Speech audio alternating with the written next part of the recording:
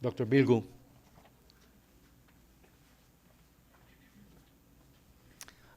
Thank you, Edgardo. One of my lessons from yesterday's activity was from Jamie Frent's presentation with describing this long history of the evolution of the forestry and wood industry in New Hampshire. And many of us were involved in log salvage efforts after the hurricanes, and I had this naive idea that we could rapidly turn things around and be able to utilize all that natural resource. But the reality is it's a very long process, and I'm happy to continue to be part of that process. So before I use up my 10 minutes, I'm going to just give a brief overview of some of the climate vulnerabilities and climate projections that we see that are affecting, going to be affecting our forests. So this slide has probably been presented a million times, but it's 800,000 years of CO2 levels, and it just drives home the message of we're in a reality where the atmosphere has changed due to our industrial activities, and that CO2 is trapping heat globally, and it's causing a wide range of effects that we have projected for a century. The awareness that this could happen has been in the scientific literature, and now we're seeing all kinds of effects. So next slide, please. I think did it miss a slide? So this slide projects some information from downscaled climate information, shows projections, potential changes we might see in maximum temperatures across the islands. And it indicates a potential range of between a little less than a centimeter to 1.75 centimeters increase in CO2. So these would be the maximum annual temperatures for the island. And you can see with this downscaling methodology, there's some variation across the island. We might see more warming in the south coast and western part of the island, less so in the higher mountains. And next slide. So that's mid-century. If you look at the upper graph, you see some projections toward the end of the century. And it's consistent with those mid-century projections. And also you can see towards the end of the century reaching anywhere from 3 to 8 degrees C, very drastic increases by the end of the century. And the lower bar is the actual trend in temperatures for Puerto Rico, and you can see it's one of those heat charts where red is warmer, and all of our most warmest years are in the recent decades. Next slide. So another component of temperature is not just the maximum heats, but the minimum heats that we experience during the night. And those have a lot of, those nighttime temperatures can have ecological and economic effects with cooling infrastructure, cooling animals, plant physiology and activities. And you can see a similar range of increases by mid-century up to 1.75 degrees centigrade, but you see a different pattern of those increases around the island. So these are projections from a single global model. There's variation among the global models, but this is some information we have to give us an idea what to expect in terms of warming nighttime temperatures across the island. Next slide. So in addition to warming, this increased energy from global warming is changing rainfall patterns. Warmer air holds more water. So theoretically, a warmer atmosphere is going to have more moisture in it. However, it also changes wind patterns, changes things that affect where the rain falls. So there's a lot of difficulty in predicting where you're going to get more rainfall, where you're going to get less rainfall due to global warming. And this is based on a similar modeling effort, downscaling at a scale that shows the variation on the island, what we might expect by mid-century in terms of annual rainfall. And most of what we expect is decrease island-wide, maybe 10, 20% decrease in rainfall. But you can see more decrease, drier conditions on the south coast, and potentially El Yunque maintaining or perhaps even increasing rainfall by mid-century. So next slide, please. And these come from a recently published 5th National Climate Assessment for the Puerto Rico has a chapter there. And these show some of the rainfall patterns towards the end of the century, so a little bit further out than those mid-century predictions. And you can see the way folks look at projections. You look at different scenarios, whether we reduce our greenhouse gas emissions or not. If we don't, we have a high emission scenario. And you can see in the orange, the effects in terms of drying are increased when you have high emission scenarios. And you can also see those effects of drying in terms of the rainfall or the number of consecutive dry days. The lower one here is the average precipitation rainfall. And you can see those all increasing drastically towards the end of the century. The number of consecutive dry days, the decrease in rainfall. Next slide. So what do we actually see in trends in rainfall? It's, for the most part, if you look at annual rainfall, you just see a flat trend over the last several decades. We don't see much increase or decrease. But this is a very recent publication by a couple of Puerto Rican scientists looking at trends at a set of stations you can see in the blue and red dots here, and comparing the period between 1955 and 1987 with 1988 to 2021 to see if there are differences in those trends. And there are positive trends in the blue dots, so increase, so the rainfall in the later period was greater than the earlier period, and the red dots, significant decreases. So you can see there's a mix of effects in rainfall that we see across the island. And those points have been mapped out in the map below, and the orange and yellow areas are drying, indicate drying trends. The blues indicate increasing rainfall trends. So these are actual trends in rainfall that we're seeing. And they don't match exactly the projections that we see, but we do see drying in the west and the south. There's a bit of an anomaly with the near the Guanica, Salinas area there that shows increased rainfall. That might just be due to that one blue dot because the data came from the stations where those dots are.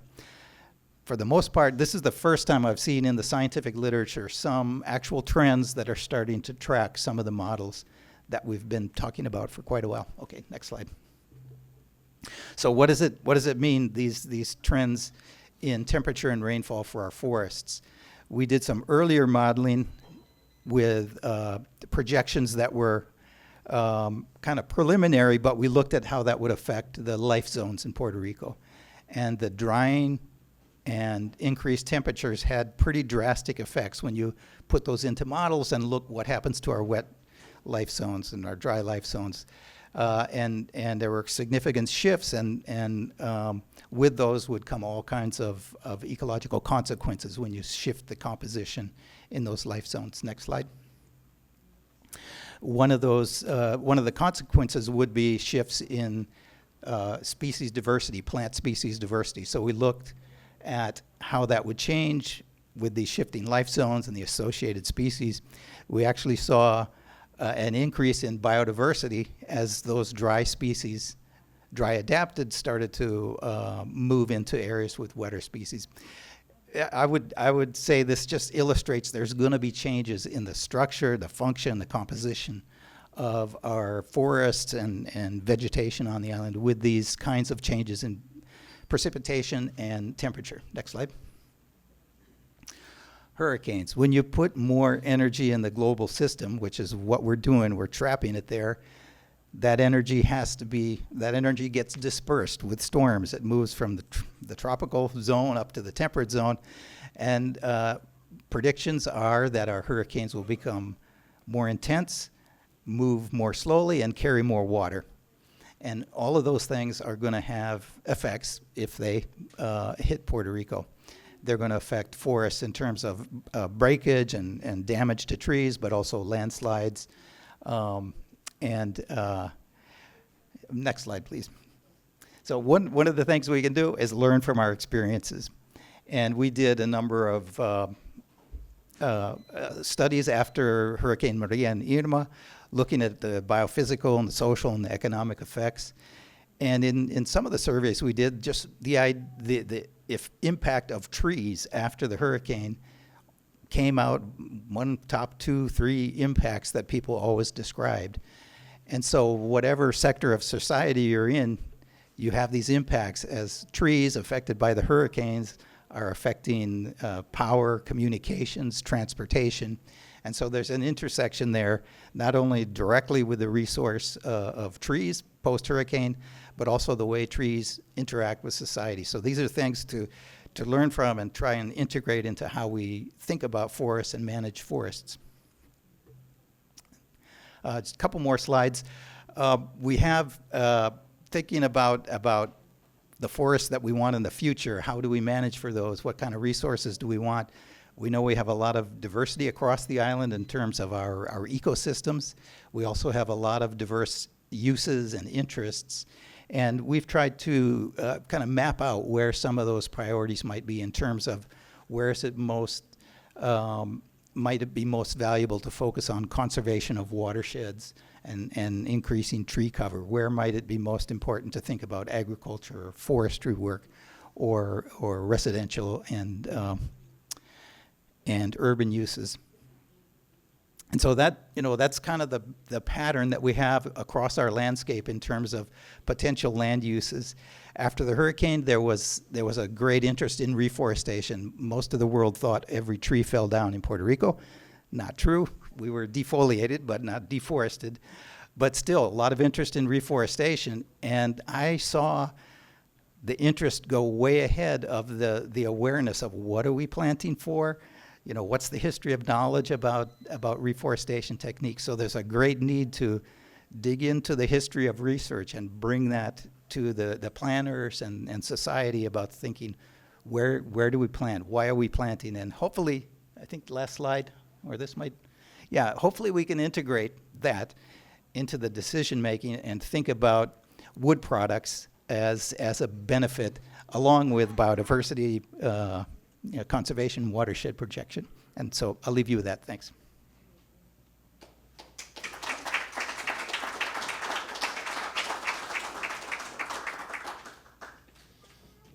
Thank you, Bill. Our next speaker is Sheila Ward. She is the current frontline contact for the International Society of Tropical Foresters, an organization founded in 1950s in response to a worldwide concern of the fate of tropical and subtropical forests. The organization has currently over 1,600 people from around the world joined in a communication and education network. Sheila has a PhD in ecology and has lived in Puerto Rico for over 25 years and has conducted research on the genetics of mahogany and Spanish cedar, also in forest dynamics and species distribution in Puerto Rico and Mexico.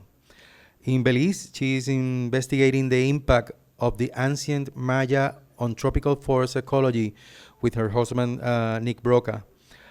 Sheila believes strongly in the value of the International Society of Tropical Foresters as an organization to increase the global community and information sharing, and to promote the conservation and sustainable use of tropical forest resources.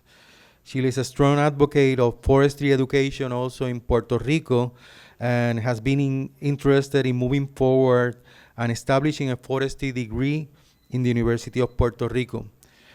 She's also an advocate of the conservation of the main river that we have in San Juan, that is called the Rio Piedras, and also in the use of environmental and nature-based flooding controls initiative for the Rio Piedras.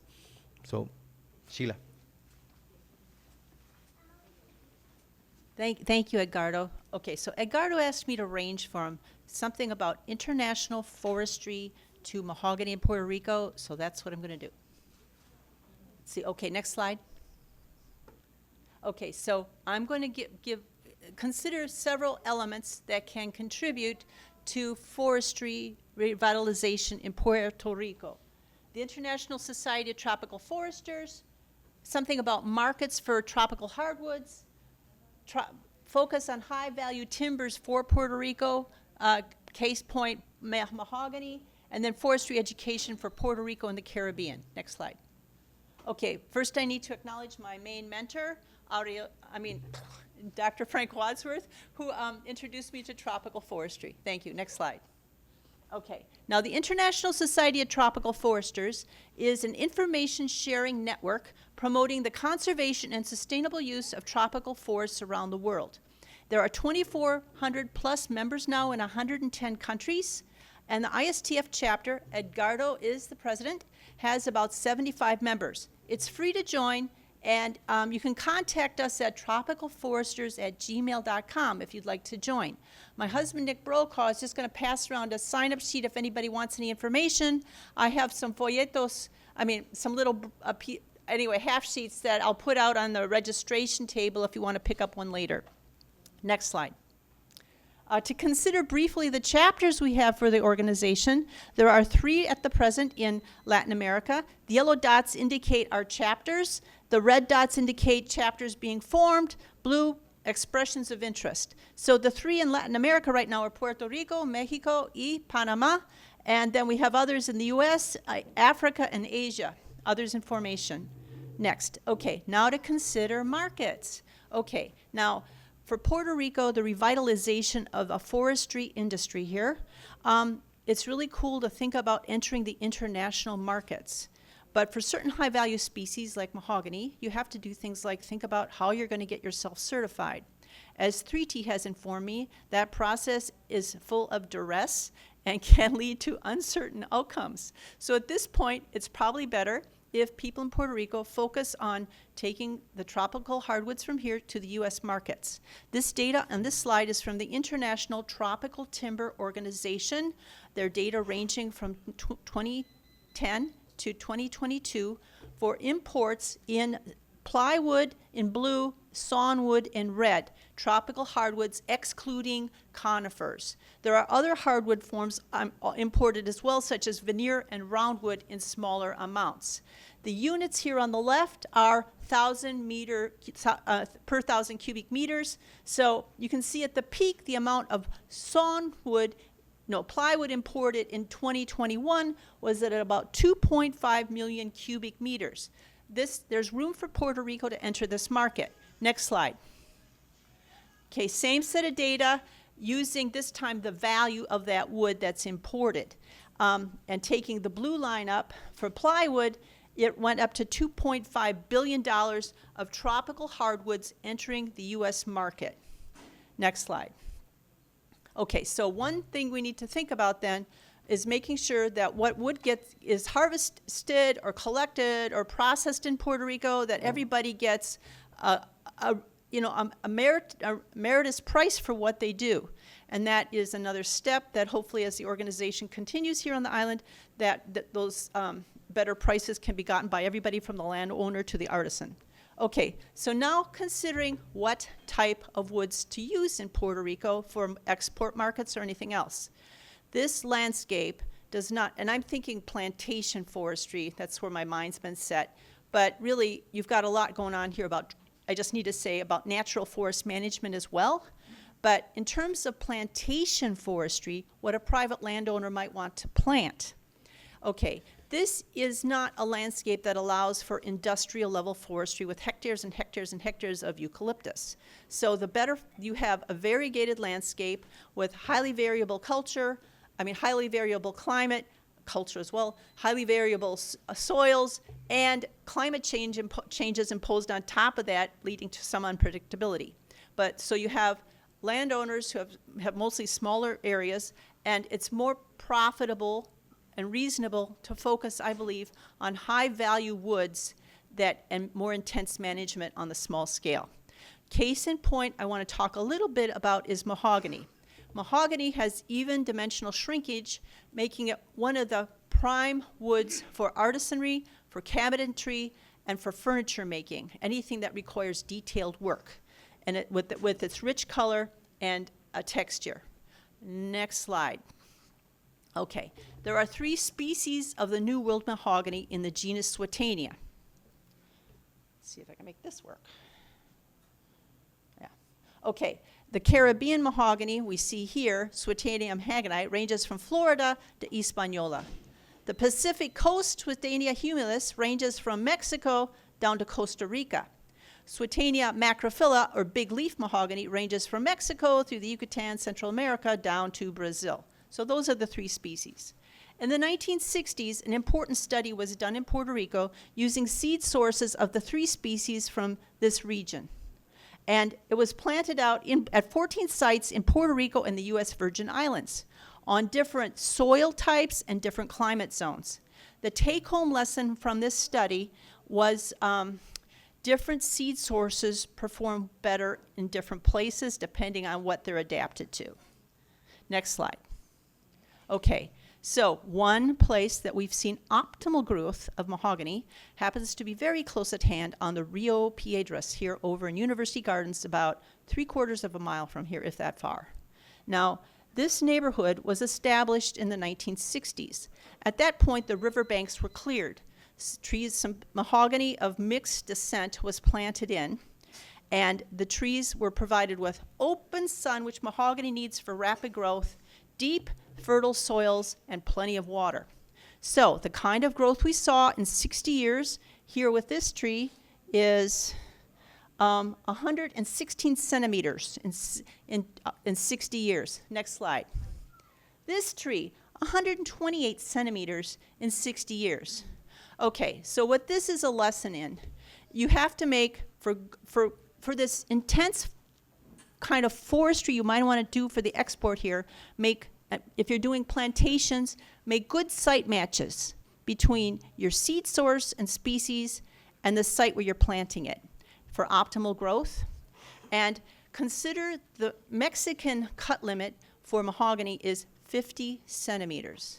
That means in 25 years, you could potentially have a tree for cutting in Puerto Rico under optimal growth. Now that's not all the trees on this riverbed, on this stretch of the river, the Rio Piedras, are showing this is sort of the maximum size, but there's a lot of big ones along there in 60 years.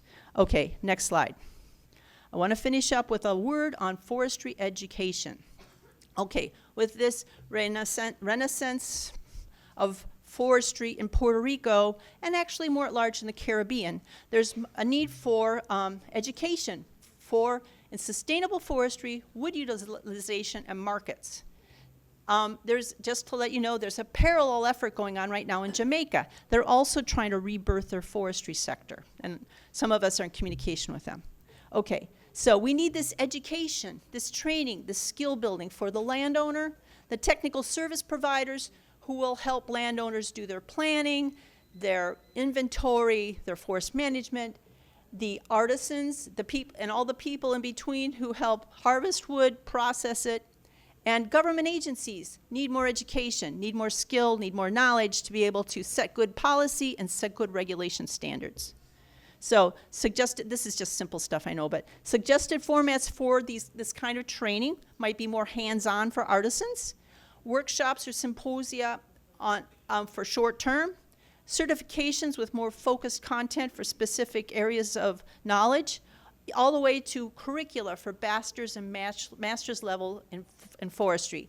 And I can tell you, we need this all over the Caribbean. Thank you very much.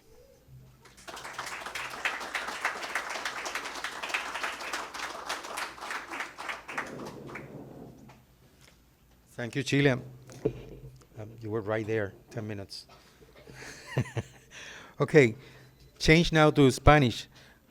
Quiero presentarles a Darien López Ocasio, es la dasónomo del Estado, o lo que se conoce como State Forester de Puerto Rico, además de servir actualmente como oficial de manejo de varias áreas naturales, donde destacamos el bosque seco de Guánica. Es la coordinadora del Departamento de Recursos Naturales y Ambientales de la Unidad de Bomberos Forestales. Darien lleva sobre 25 años trabajando en el departamento, cuenta con un bachillerato en Ciencias Ambientales y una maestría en Manejo de Recursos Pesqueros.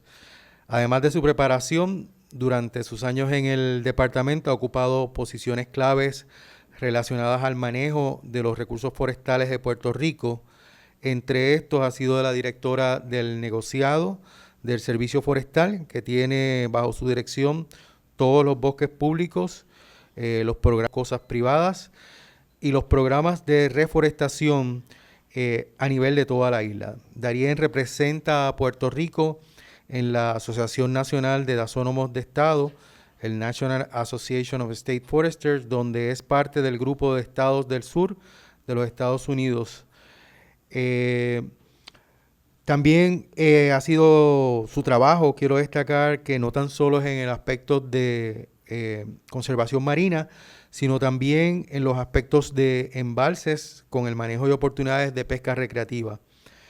Además, como parte de su trabajo como oficial de manejo, ha participado en iniciativas de acuerdos de manejo, proyectos de reforestación e iniciativas de conservación coordinadas por el Departamento de Recursos Naturales.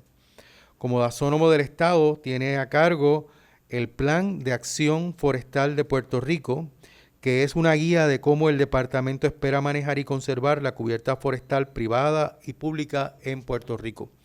Darien.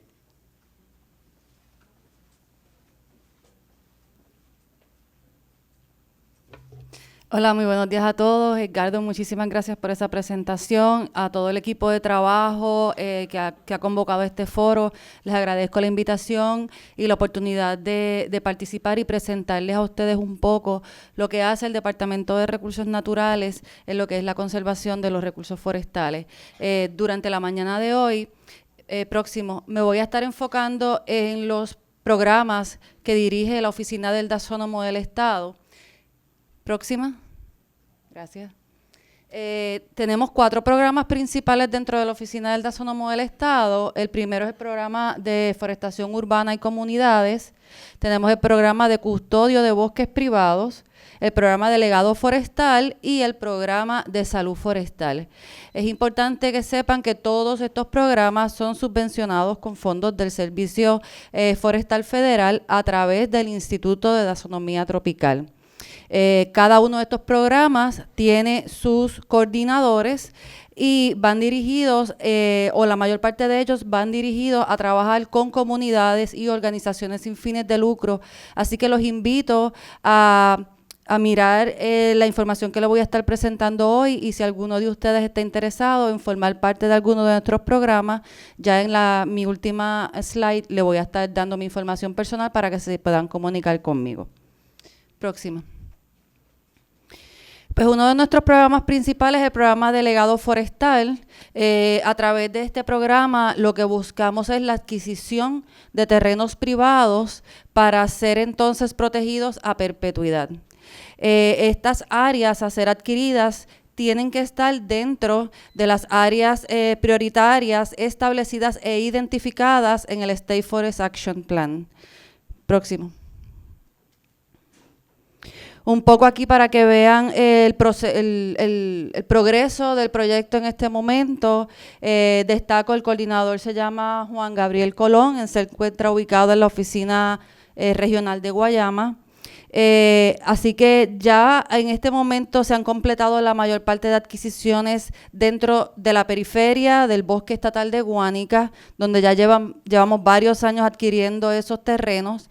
Ahora nos estamos concentrando en lo que es la cordillera central y áreas del Carso. Y en el futuro también, o ya se está trabajando una propuesta para comenzar a mirar la adquisición de terrenos cerca del Yunque, y para esta fase del proyecto de legado forestal, pues vamos a estar, o ya estamos en el proceso de establecer unos acuerdos de entendimiento o MOU entre varias agencias e entidades, incluyendo para la naturaleza. Próximo. El programa de custodia de bosques privados es un programa que incluye, unifica diferentes agencias y organizaciones de lucros, quienes todos entonces trabajan con los dueños de fincas o propiedades privadas para establecer planes de manejo. Estos planes de manejo deben establecer o busca establecer el balance entre lo que es mantener una propiedad o unas tierras sanas y productivas, ya para el fin que el agricultor o el dueño de terreno lo determine, pero a la misma vez estableciendo un balance en la conservación de los recursos naturales que se encuentran en ese lugar. Siguiente. Pero el coordinador de este programa es el señor Enrique Santiago. También lo pueden conseguir en la oficina regional de Guayama o a través de la oficina del Dasónomo. Durante este año tenemos un presupuesto asignado de $105,000. Esta asignación va a ser básicamente dirigida a revisar el State Forest Action Plan. Este plan tiene que ser revisado cada 5 años. La última revisión se publicó para el 2021, así que ya para el próximo 2025 nos toca la revisión del plan. También tenemos una propuesta que fue sometida bajo la Ley de Infraestructura Bipartita. Estos son unos fondos históricos que el Congreso ha asignado a los estados y territorios bajo los diferentes programas y subvenciones, donde no tan solo es el estado que puede solicitar estos fondos, sino también organizaciones sin fines de lucro, municipios y otras entidades. Nuevamente repito, el que quiera mayor información, pues se me puede acercar una vez terminemos el conversatorio. Siguiente. Aquí les presento, esta es la carátula del el State Forest Action Plan vigente del 2021. También en la parte de abajo incluyo la dirección electrónica donde pueden darle un download al plan, que es la página del DRNA. Este plan establece las estrategias para cada estado, en nuestro caso para Puerto Rico como territorio, y nuestras estrategias para el manejo de los recursos forestales en Puerto Rico deben estar alineadas a las prioridades nacionales establecidas en el Farm Bill.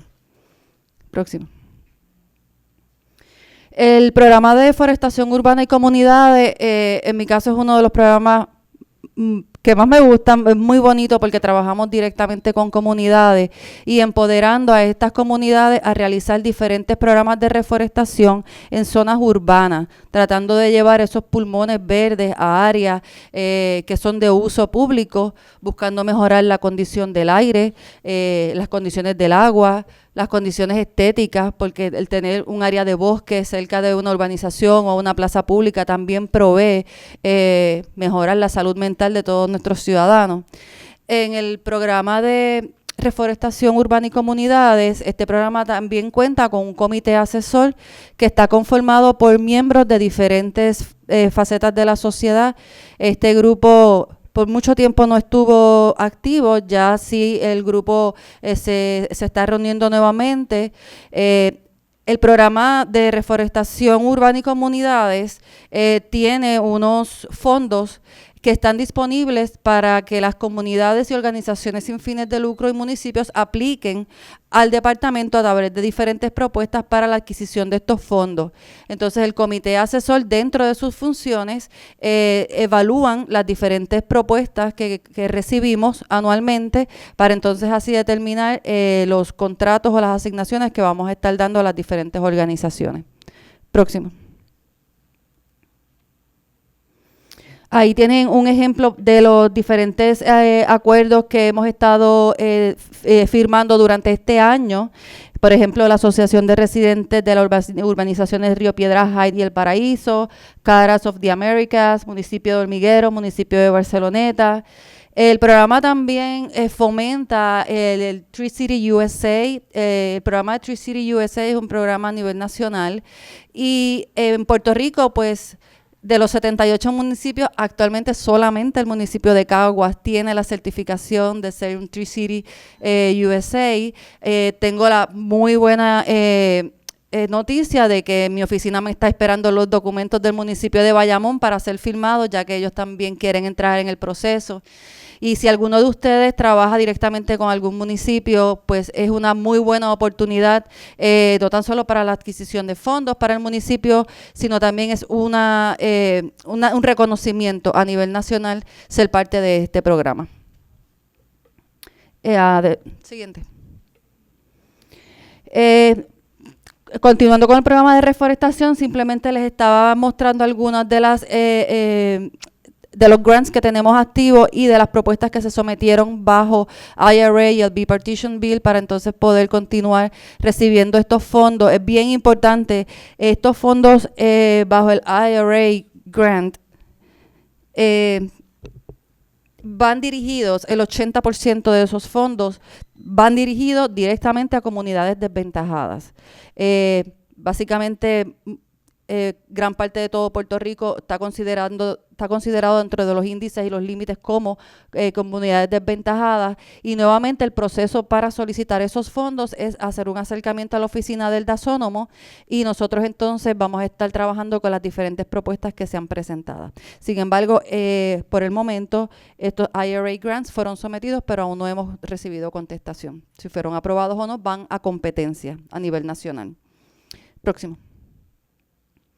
El programa de salud forestal es un programa que busca estudiar y monitorear las diferentes plagas y enfermedades en los bosques estatales en Puerto Rico. Adelante. En el siguiente. Sí, en este momento el programa se está enfocando en dar adiestramientos a los oficiales de manejo de los bosques estatales. Y hemos incorporado también dentro de estos adiestramientos a las diferentes unidades de bomberos forestales de Puerto Rico, tanto cuerpo de bomberos como bomberos forestales del DRNA. Los bomberos están básicamente en el campo todo el tiempo trabajando, no necesariamente con incendios, sino haciendo líneas de fuego, y pueden estar allí para ayudarnos a identificar estas prioridades. Siguiente. Siguiente, porque ya me quedan 2 minutos. El programa de bomberos forestales del Departamento de Recursos Naturales en este momento se consiste de aproximadamente 17 bomberos. Nosotros somos voluntarios o trabajamos de manera voluntaria con el Cuerpo de Bomberos de Puerto Rico. Por ley es el Departamento de Bomberos de Puerto Rico quien tiene la jurisdicción primaria, pero cuando tenemos incendios en áreas naturales protegidas, nosotros somos la primera respuesta junto con el Cuerpo de Bomberos de Puerto Rico. Siguiente. Finalmente, un resumen administrativo de la oficina del DASONOMO. Tenemos cerca de $3.3 millones aprobados en este momento para los diferentes programas. El personal que consiste, ¿verdad?, que es parte de la oficina, lo tienen allí. Como están mirando, solamente tenemos una persona a tiempo completo, que es nuestro asistente administrativo. Así que es parte de los retos que tiene la oficina del DASONOMO, lograr conseguir este personal capacitado para que trabaje tiempo completo dentro de la oficina del DASONOMO. Siguiente. Proyectos importantes para el próximo junio del 2024. El Comité de Reforestación Urbana y Comunidades de la Asociación de Dasónomos del Estado va a estar celebrando su reunión anual aquí en Puerto Rico, así que para nosotros es bien importante que estemos insertados dentro de todas las actividades de la Asociación Nacional de los Dasónomos. También otra prioridad es continuar trabajando mano a mano con la oficina de del Dasónomo de Islas Vírgenes, donde recientemente tuvimos acá en Puerto Rico una reunión cumbre gracias a la iniciativa de Magali Figueroa y del personal del IITF. Y eso es lo que tengo por el momento. Ahí está mi información. Estamos a la orden para preguntas.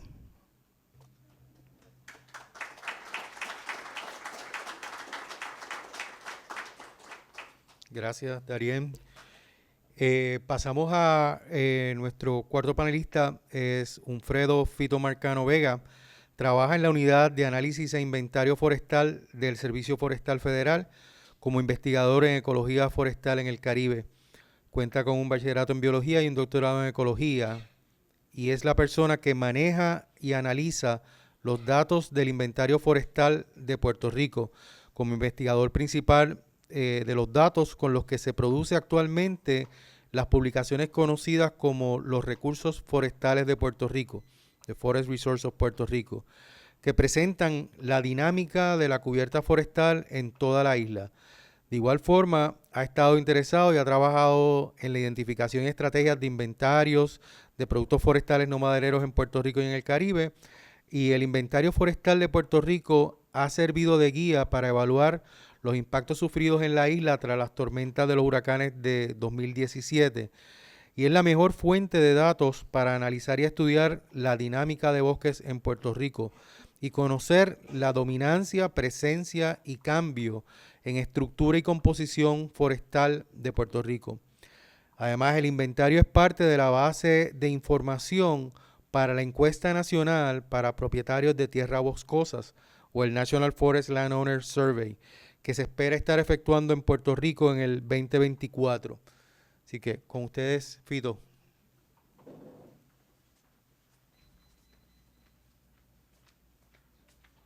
Gracias, Edgardo, por la presentación y buenos días y gracias por estar aquí. Tengo 10 minutos, así que vamos a empezar rapidito.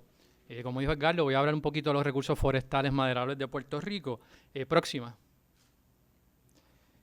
Vamos primero, ¿verdad?, a presentar esta gráfica que nos presenta en el eje, ¿verdad?, vertical, más o menos el porcentaje de bosque en Puerto Rico, y horizontalmente una línea del tiempo, y nos podemos ir desde el siglo XVI hasta más o menos el presente. Si observamos la gráfica, ¿verdad?, comenzando en el siglo XVI, vemos que básicamente Puerto Rico estaba 95, o por lo menos se estima que estaba 95% forestado.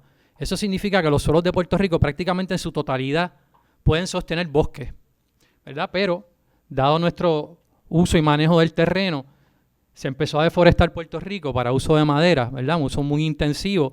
Y también se empezaron a deforestar para establecer monocultivos, principalmente para la exportación, caña de azúcar, café, tabaco, ¿no?, producto de la colonización en Puerto Rico y del Caribe en general. Y ya para el 1916 contábamos apenas con 20% de bosque. Eso siguió disminuyendo hasta finales del 1948, donde tuvimos solamente 6% de bosque en Puerto Rico. El 94% de Puerto Rico eran terrenos agrícolas, usualmente terrenos, ¿verdad?, al descubierto, ¿no? Pero luego en Puerto Rico nos dimos, ¿verdad?, hubo un cambio económico, eso conocido como la operación Manos a la Obra, una transición en Puerto Rico de una economía primordialmente agrícola a una economía primordialmente industrial. Y con todas esas industrias vino mucha migración del campo, se abandonaron muchos terrenos agrícolas, ¿verdad?, buscando trabajo a las áreas metropolitanas, etcétera. Y tan dramático fue esa migración, que también se dio a los Estados Unidos, que ya para el 70 teníamos alrededor de 30% de bosque. De 6% en varias décadas ya llegamos a 30%, 32%. Y actualmente tenemos 52% de bosque en Puerto Rico. Próximo. Y gracias a las que está pasando el slide también, ¿verdad?, porque estamos aquí. Así que, y con ese cambio económico que hubo en Puerto Rico, que le llamamos modernización o proyecto Manos a la Obra, mucha construcción de carreteras. Fíjense la cantidad de carreteras que hay en Puerto Rico. Un circuito que nos conecta con todos nuestros recursos forestales de manera relativamente fácil cuando lo comparamos con otras áreas en el Caribe, Centroamérica, etcétera. Tanto es así que si uno estirara todas estas carreteras, y lo hice de hecho, sabiendo cuál era la longitud de todas esas carreteras, podríamos llegar de aquí hasta la India. Así de cantidad de carreteras hay en Puerto Rico, que nos sirva, ¿verdad?, quizás de metáfora, ¿verdad?, o por lo menos de inspiración para decir lo lejos que podemos llegar en Puerto Rico. Próxima. Pero, ¿verdad?, nuestra relación con la madera cambió también con esa modernidad. Empezamos a importar la madera. Si antes la utilizábamos, ahora la importamos. O sea, por lo tanto, no dejamos de utilizar la madera en Puerto Rico.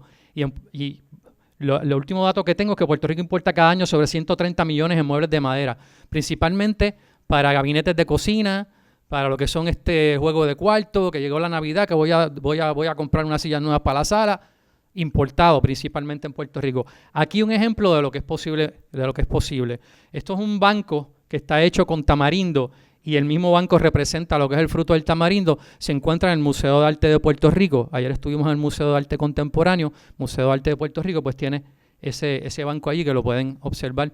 Me parece una pieza muy linda. Próxima. Entonces, ¿qué pasa, verdad? ¿Qué nos dice el inventario? ¿Qué nos ofrecen los datos del inventario que hemos realizado en Puerto Rico?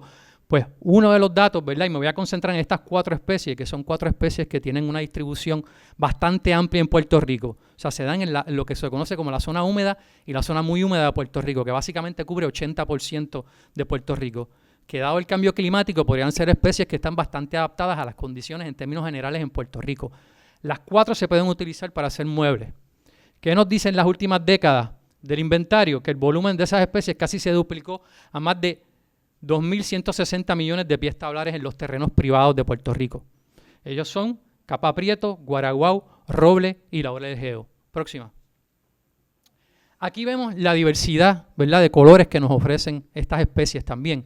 Así que hay una diversidad de especies distribuidas en Puerto Rico y también una diversidad de colores que nos permitirían hacer multiplicidad de cosas. Así que de 2 y pico de millones de pies tablares, a quizá 2 millones de posibilidades. Y estoy hablando del volumen, ¿verdad?, que casi se duplica en los terrenos privados, porque resulta, próxima, que el inventario también nos revela que el 84% del área total del bosque en Puerto Rico se encuentra en manos privadas. Eso significa que tenemos que reunirnos, dialogar. Cualquier proyecto de manejo de bosques en Puerto Rico tiene que incluir la comunidad, tiene que incluir los dueños y dueñas de los terrenos. El 84% de nuestros recursos están en manos privadas. Próxima. Entonces, este mapa nos había presentado ayer el doctor Gould, es de un trabajo del 2017, de él y colegas. Y entonces tenemos que también ir considerando cómo sería el manejo, ¿verdad?, de esas 4 especies. Y es que resulta que en Puerto Rico, si hacemos un análisis, ¿verdad?, de dónde sería apto, el terreno apto para la producción forestal, el 19% de Puerto Rico sería apto para la producción forestal. Esto básicamente está basado en lugares que no tienen una pendiente, ¿verdad?, excesiva, que no llueve excesivamente, que no están cerca de cuerpos de agua importantes y serían entonces ideales o por lo menos aptos para la producción forestal de forma sustentable. Así que hay que considerar ese 19%. Hay que ir a esas zonas, ¿verdad?, que en este caso están en amarilla, a establecer esos proyectos. Pero con la distribución que tienen esas 4 especies, se encuentran en todas esas áreas. Y también hay que considerar que el 25%, según el inventario del volumen de madera comerciable, proviene de árboles con buena forma.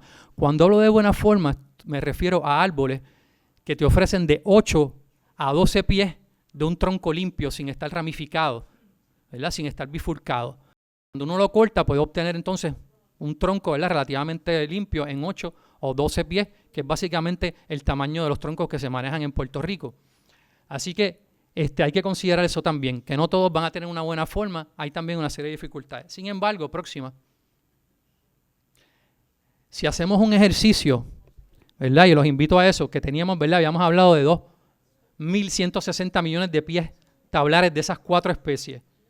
Por punto 19 del terreno que tenemos apto en Puerto Rico, y si cosechamos el 10%, dijimos que el 25% tiene buena forma, pero vamos a decir que vamos a cosechar el 10% de ese volumen. Básicamente, de cada 10 árboles que tenemos de esa especie, 1. Las otras 9 las vamos a dejar, obtendríamos 41 millones de pies tablares. Considerando que hay 1.2 millones de hogares ocupados en Puerto Rico, según el último censo, eso nos daría 34 pies tablares por hogar. Eso es suficiente, según tengo entendido, para hacer una mesa comedor o poner un sillón en cada hogar en Puerto Rico. Y le voy a enseñar, ¿verdad?, lo que es un pie tablar. Estas son 2 maneras, ¿verdad?, de mostrar lo que es un pie tablar. Si uno coge 12 pulgadas por 12 pulgadas y multiplica por 1 y lo divide por 144, eso es un pie tablar. Pero también esto es otra forma de ver un pie tablar. Entonces podríamos poner 34 de estos, ¿verdad? Fue lo que dije, 34 en cada uno de estos hogares. Entonces imagínense estos regalos, esto debajo del árbol de Navidad, para multiplicidad de posibilidades. Entonces, próxima. Bueno, tenemos que también hablar, ¿verdad?, de los huracanes. Ya aprendimos, ¿verdad?, que los suelos en Puerto Rico casi en su totalidad pueden sostener bosques, que también tienen la capacidad de regenerarse naturalmente. Como vimos ese proceso, hasta el 1948 que tuvimos 6%, se regeneró naturalmente, tiene esa capacidad también, pero también tiene una capacidad de resiliencia a los huracanes bastante sorprendente. Cuando salimos de nuestras casas después del huracán, que vimos esa defoliación de la que habló el doctor Gould, eso fue para nosotros y para mí personalmente, ¿verdad?, un shock, ¿verdad? Y nos dimos cuenta de nuestra relación afectiva con lo verde de Puerto Rico.